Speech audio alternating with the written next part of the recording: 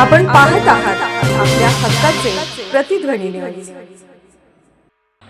लोणीविरेत चक्क एकाच वेळी शेळीने दिला 5 पिल्लांना जन्म।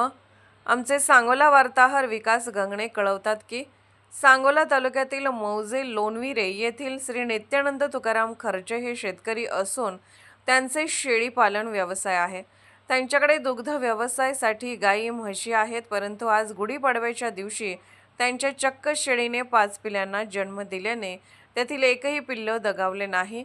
2 बोकड 3 पाट अशी 5 पिल्लांना जन्म दिल्याने या 5ही पिल्लांची प्रकृती उत्तम असून यामुळे लोणीविरेत शेळी पालनात आनंदाचे वातावरण झाले आहे।